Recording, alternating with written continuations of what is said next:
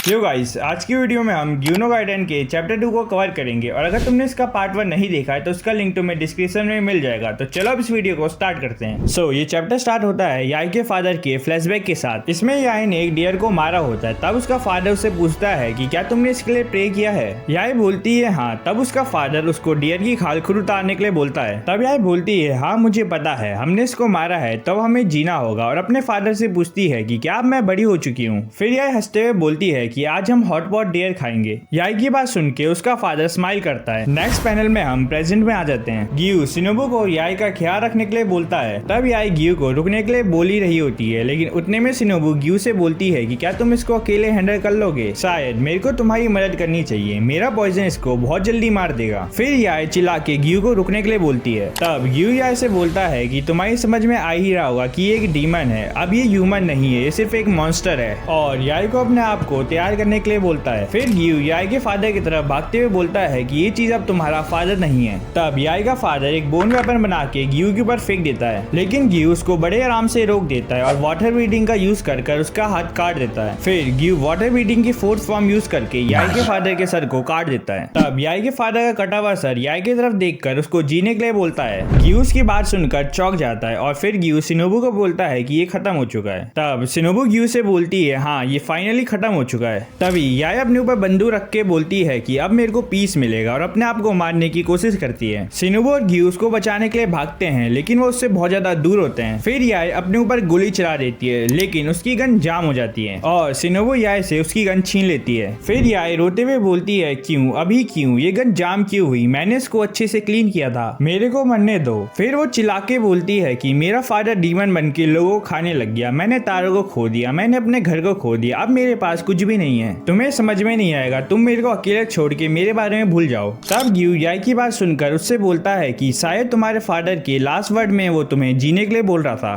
तब याई गियू से बोलती है क्या। तब गियू अपना सिग्मा मेल वाला ऑरा बचाने के लिए उससे बोलता है या ये कोई डीमन नॉनसेंस है, मेरे को इससे क्या लेना। ये बोलकर गियू वहां से जाने लगता है। शिनोबू फिर गियू का नाम बोलती है। तब गियू से बोलता है कि हम हासिरा हैं, तुम ये मत भूलो। तब शिनोबू याई से बोलती है कि तुम्हें स्ट्रांग रहना होगा जैसे हम एक टाइम पे थे, और वहां से चली जाती है। अगले पैनल में याई अपनी गन को देखकर बोलती है अच्छा मेरे फादर का ब्लड गन के मेटल के ऊपर सूख गया था, और फिर वो गियू के वर्ड्स को याद करके बोलती है क्योंकि हमने उसको मार दिया था, और फिर वो रोने लग जाती है। तो भाइयों यहाँ पे मेरे को इस सीन को थोड़ा और एक्सप्लेन करना पड़ेगा। तो देखो यहाँ पे ऑथर इस सीन से हमें इनडायरेक्टली ये बताना चाह रहा है कि याई के फादर ने मरने के बाद भी उसे बचा लिया है, क्योंकि हमने उसे मारा है। ये याई के फादर की फिलॉसफी का कॉल बैक है, जो कि इस मांगा में हमने बहुत बार देखी है। याई की फादर की फिलॉसफी ये है कि हमने इसे मारा है तो हमें जीना होगा। गियू शिनोबू और याई ने उसके फादर को मारा है, तो अब इस वजह से याई को जीना होगा। चलो अब मांगा को वापस से कंटिन्यू करते हैं। अगले पैनल पे हमें गियू का फ्लैशबैक दिखता है, जिसमें उरोकोडाकी गियू को वाटर ब्रीथिंग के बारे में बताता है। फिर नेक्स्ट पैनल में हम शिनोबू और गियू के पास होते हैं। शिनोबू गियू से बोलती है कि तुम बदल चुके हो। तब गियू से पूछता है कैसे। फिर शिनोबू से बोलती है कि मेरे को नहीं पता कि मैं तुम्हें ये कैसे बताऊं, तुम हमेशा कोल यानी इमोशनलेस रहते हो। मेरे को लगता है कि जो तुमने उससे कहा था वो उसकी फीलिंग का ख्याल रखने के लिए था, क्या कुछ ऐसा हुआ है जिसने तुम्हें बदल दिया। तब गियू तांजीरो और नेजुको के बारे में सोचकर अपने आपसे सवाल पूछता है क्या मैंने सही डिसीजन लिया। फिर गियू शिनोबू से बोलता है चाहे कुछ भी हो जाए मैं नहीं हिलूंगा, हम हासिरा सबसे ज्यादा स्ट्रांग है, हम वो पिलर हैं जो डीमन स्लेयर कॉर्प्स को सपोर्ट करते हैं, इसीलिए हमें ये नहीं भूलना चाहिए कि हम किसके लिए स्वॉर्ड उठाते हैं और किसको प्रोटेक्ट करते हैं। हम हासिरा इसीलिए हैं क्योंकि हमारे पास कोई है जिसके लिए हमें स्ट्रांग होना पड़ेगा। गियू की बात सुनकर शिनोबू तब बोलती है कि ये जीने का बहुत मुश्किल तरीका है।